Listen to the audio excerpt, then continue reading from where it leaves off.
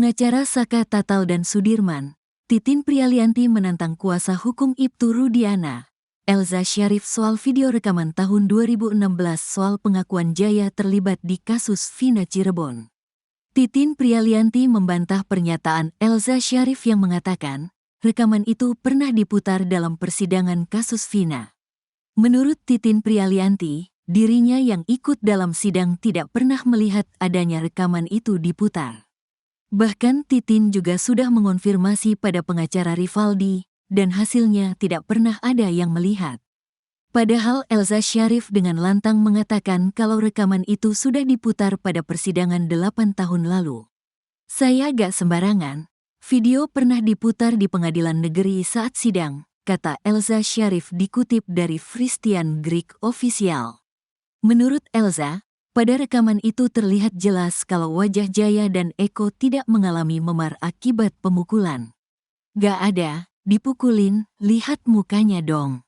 Baik-baik saja, jelasnya. Membantah hal itu, Titin Prialianti pun dengan tegas mengatakan kalau dirinya tak pernah melihat rekaman itu di persidangan. Tidak pernah video rekaman pengakuan Jaya dan Eko di situ, tidak pernah ditayangkan, tidak pernah dibuka di persidangan Saka Tatal maupun persidangan dewasa tahun 2017, kata Titin dikutip dari YouTube miliknya, Titin Prialianti The Real, Kamis, tanggal 17 Oktober tahun 2024. Titin pun menantang Elza Syarif untuk menyebutkan tanggal rekaman itu ditampilkan dalam sidang. Apakah tanggal 4 Oktober pada saat kesaksian Jaya? Apakah pada tanggal 13 April pada saat kesaksian Eko? Pada tanggal berapa Ibu? Kata Titin. Menurut dia, dirinya lah yang hadir pada sidang itu dan tahu betul jalannya persidangan. Sehingga Titin Prialianti pun meminta Elza Syarif menyebutkan tanggalnya, kemudian nanti akan disinkronkan dengan panitera. Saya aja orang kampung punya lo catatannya, sindir Titin.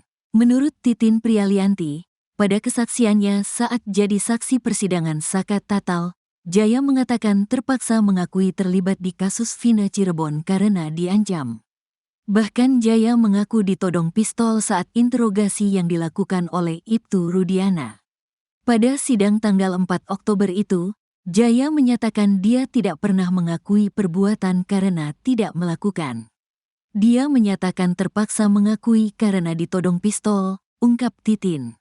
Titin juga menjelaskan, pada dakwaan, rekaman video itu hanya dituliskan sebagai barang bukti tambahan. Di sini disebutkan barang bukti tambahan berupa CD rekaman hasil interogasi saksi Jaya alias Kliwon.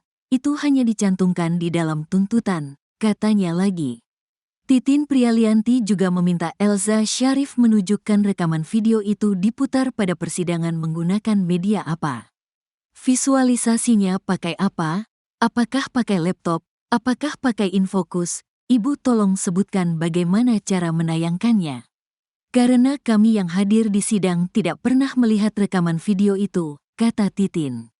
Ia pun menantang Elza Syarif untuk saling menunjukkan bukti. Ayo kita adu bukti, kata Titin lagi. Pada rekaman yang ditunjukkan Elza Syarif, Ibtu Rudiana ikut menginterogasi Jaya. Rudiana bahkan terlihat ingin memukul Jaya yang kemudian ditahan oleh rekannya. Di video itu, Ibtu Rudiana juga terlihat menarik rambut Eko Ramadhani yang tidak mau mengaku. Bahkan ada suara seseorang yang mengancam akan menembak. Mau saya tembak, teriak seseorang.